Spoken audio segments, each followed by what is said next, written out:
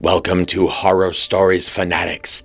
If you enjoy this type of content, then subscribe and hit the bell icon so you never miss out on any of our latest and greatest uploads. It wasn't a little girl. I was camping with my husband and his family at a small remote lake in New Mexico. There were about 10 people in our group and another group of 6 people in the next campsite. It was nighttime, and both groups were doing typical activities, making s'mores, having a few drinks, and telling stories, when we all heard what sounded like a little girl yelling out for help. Neither group had children with them, but we were all positive we were hearing a little girl and decided to search the area we heard the noises from together. There was a field behind our campsites, and we all saw a very tall, pure white figure standing maybe 100 feet away from us in the field, making the noises. We all agreed this thing looked maybe 6 feet tall, skinny, and white as can be. We made our way closer to investigate, but whatever it was that we saw started backing off as we got closer, and it disappeared into the trees. All night, we continued to hear a little girl calling for help as we tried to sleep. The Walking Dead. I'm a psychiatric nurse, and early in my career, I worked at a residential mental health facility. One of our residents was an elective mute, which means that he didn't or wouldn't or couldn't talk, but there were no medical reasons as to why. He had spoken earlier in his life, and in fact seemed quite normal back then, with the exception of being close to 7 feet tall. He'd been raised in the Deep South and joined the military when he was 19, but one night he vanished. He was declared AWOL, and eventually he was declared missing and dead. 10 years later, a 7-foot-tall man walked into a VA hospital emergency room in my part of the Midwest, and he said to the receptionist, "My name is Marion Duchene, not the real name, and I've been dead for 10 years. Those were the last words he ever spoke. He was covered with dust, and he was wearing the same clothes he'd been reported to be wearing that night that he had vanished. His social security number had not been used, and he had no identification on his person. However, they were able to identify him, I guess via fingerprints. The family was notified, but they said they had already grieved their lost man, and that whomever was claiming to be him simply could not be. They demanded not to be contacted again." The Unrest Stop. I was driving across country with my mom and my sister when I was 16 and my sister was 20. It was late, but we were well rested still and alert.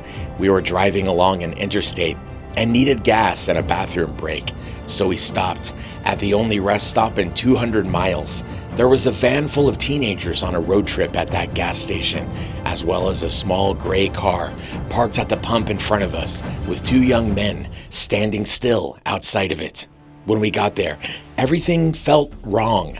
We'd been on the road for days and seen many rest stops at night and had never been afraid until then. My mom and sister went inside and I stayed in the car. I heard the teenagers say they were creeped out and couldn't get the pump to work, and they left in a hurry.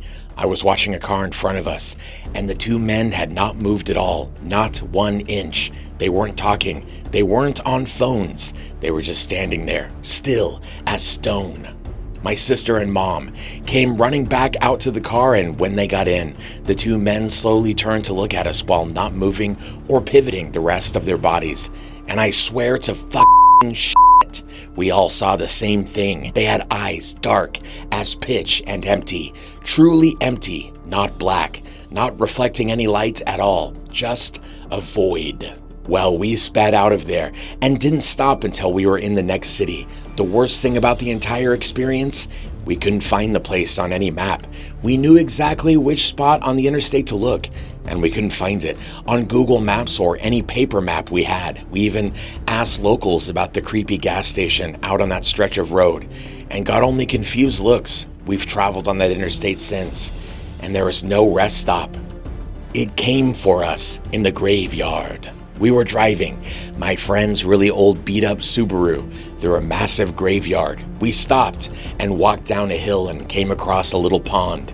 There was someone sitting on a rock on the other side of the pond. The figure was all black and we couldn't make out any features other than the fact it looked like a man who was wearing some old-style top hat. We stupidly waved and shouted, "Hi." He didn't show any acknowledgement and continued sitting still on the rock. All of a sudden, he jumped to his feet, started running to us on the water, and then vanished in thin water about halfway on the pond.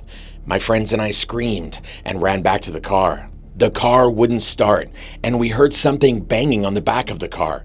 It wasn't a constant bang, but every few seconds or so we would hear it. Nobody was outside from what we could see in the dark, but something was making a noise on the car. I opened my phone and started dialing my mom to give us a boost, but I had no service. None of us had any cell service. The next 30 minutes were spent trying to get her car started. No banging was heard afterwards, but we felt this heavy pressure around us. Finally, the car started and she hit the pedal to the metal. We sped out of the graveyard so fast. Immediately crossing the gates, all of our phones regained cell service. One thing I know for certain is that someone or something was out there, and it was not an animal or a human. It was good to see an old friend. When I was 37, I went to my high school reunion. I flew into the nearest airport and rented a car. The distance was about 35 miles through a very rural and almost abandoned part of the country. About 3 miles outside of town, I see someone on the side of the road flagging me down. It turned out that it was one of the guys I had attended school with. Jim, not his name, gets in the car and we start talking. I had not seen him in 20 years, but he still looked the same, maybe a little older. We get to town, and I ask him if he wants to come to the VFW and have a drink. He says, "No, just take me home." Jim's parents had lived only a few blocks from my grandmother's house, and I turned in that direction, and he said to take him to the outskirts of town. There was a mobile home park out there, and I figured that's where he lived. When we reached the end of the turnoff, he said, "Just drop me here. It was good to see you again," and he walks off into the night. I go to the VFW, met some of my old classmates, and we start to talk. As we are talking about who is coming to the reunion, I mentioned that I had just picked up Jim 3 miles east of town and had dropped him off. Everyone gets quiet. Even the guy singing karaoke stops and lays down the mic. My cousin goes white as a new t-shirt. Barb, Jim died on that curve 8 years ago. Rolled his car. We were all at his funeral, I was told. I started to feel really dizzy, and then I went out to the car to take some deep breaths. There, on the seat, is the local newspaper, printed 8 years previous, containing Jim's obituary. I still have the paper. Death came for him. I was standing in my parents' room, talking to my very sick dad at the time. He was dying of stage 4 esophageal cancer. I got the feeling something was behind me. I looked towards the doorway to the living room, and something about 4'6" and fully black is peeking around the corner with its hands on the door frame. I ran towards it, and it slipped back around the door. When I got outside the doorway, there was nothing. And when I stepped back inside the room, my dad was completely confused. When I stepped back inside the room to tell him, people who stayed at my house in my dad's final days claimed to have seen it. My mom saw the figure on multiple occasions in multiple places until he passed away. We haven't seen it since. I don't know what possesses me to binge read Reddit true real life ghost stories about twice a year, when each place I live always has some kind of resident spirit. My mother attracted evil. After my parents divorced, when I was a teenager, I lived with my mother. I experienced lots of paranormal happenings.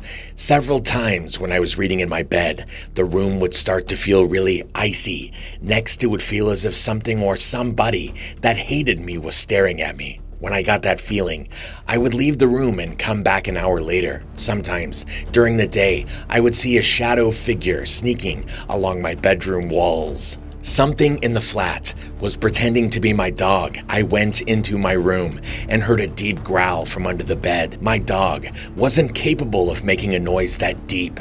It sounded like either a really big dog or a man doing his best dog impersonation. Other times, my dog would whimper and pace in the room next to mine, but wouldn't come when called, as if he was afraid of something in the hallway. When I moved in with my father, the paranormal activity stopped. And with that, we've reached the end of this video. If you enjoyed it and you found it helpful, don't forget to leave a like and subscribe for more content just like this. Thank you for watching, and we'll see you again in the next one.